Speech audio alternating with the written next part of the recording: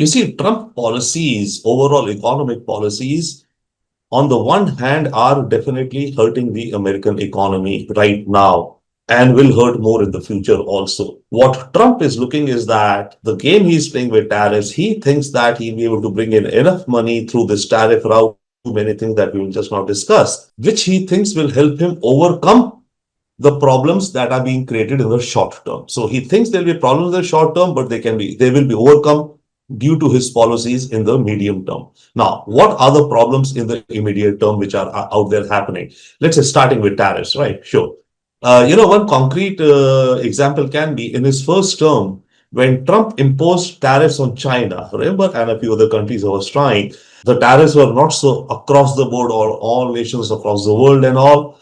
The Peterson Institute, which is quite a credible, think tank, neither left nor right, very, objective, they estimated that American consumers were paying about $57 billion annually as a consequence of those tariffs. That was in the first term.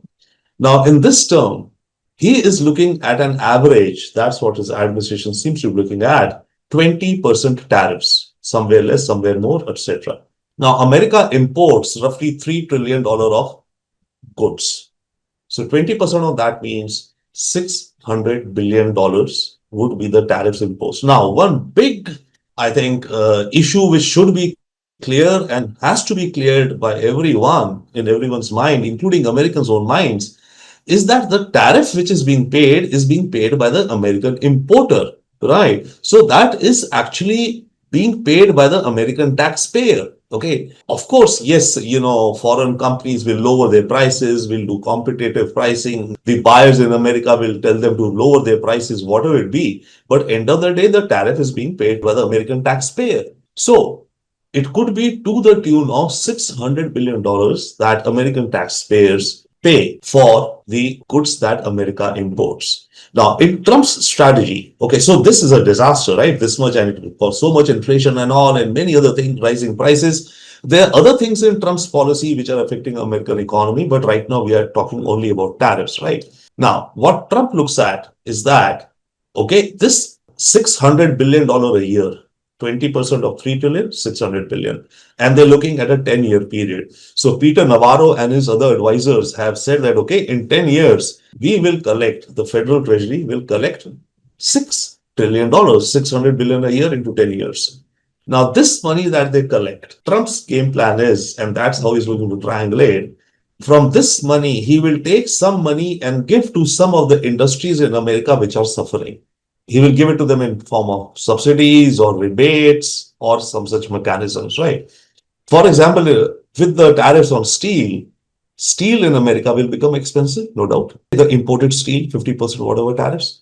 The steel manufacturers in America will benefit. The steel companies who manufacture in America will benefit because with 50% tariffs, foreign steel is $150, let's say. But American steel can be $120. So American steel companies will benefit, the trade unions will benefit.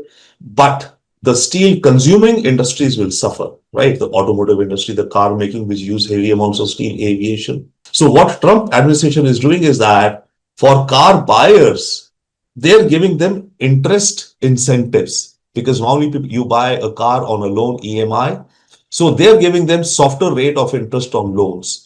Thereby, the consumer does not feel that the car's price has gone up so much because his interest rate is lower. So Trump is going to selectively address some sectors. That's what he hopes, he thinks, okay, and mitigate that inflation impact. One.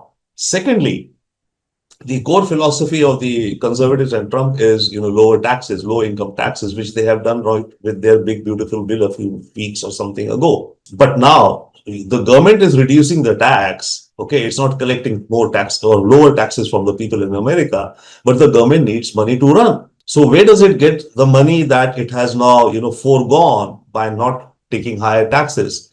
Trump again dips into this pool of tariff money and brings some money from there into the federal government and says, okay, fine, the federal government business goes on. The third leg to this game of Trump is the price of oil. Because you see, oil has to stay low for Trump to succeed. Oil constitutes about 25% of the transportation costs, food, services, all that.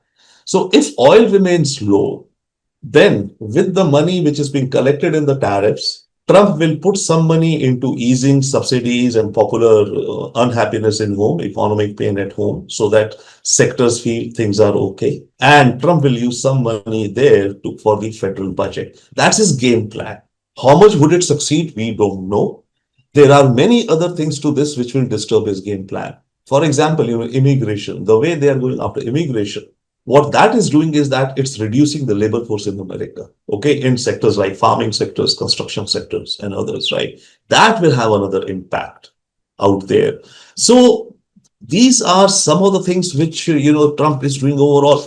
Another thing is that, they, with this big, beautiful bill, they've gone in for massive tax cuts and massive spending. So American total federal deficit in the next few years will be reaching $40 trillion, to service which an average interest rate of 3.5% means $1.4 trillion every year America has to pay in interest. Whereas the federal government of America collects typically no more than $4 to $5 trillion annually, and its budget is 7, so it borrows another 2 every year. So that's a cliff which America is heading towards. So these are some issues out there, and this is how things are looking. But okay, one last point then, since fair enough, Trump is succeeding in bringing money into America. Of that, yes, there is no doubt. You can see examples like the European Union deal, 15% tariffs, the EU will pay. EU has promised that in the next 3 years, it will invest $750 billion in America. European companies in 3 years will invest. EU has also promised that it will buy in the next 3 years $650 billion of oil and gas. So that's 1.35 trillion. Boom. If it goes, we know many MOUs, agreements, promises made, many not kept. But Saudi, Prince, they're talking about 800 billion. Qatar, we are investing this. So that is another, vector in this whole thing. But the point is, Trump is juggling too many things, and it's a dangerous cocktail. It could erupt in a ball of fire also.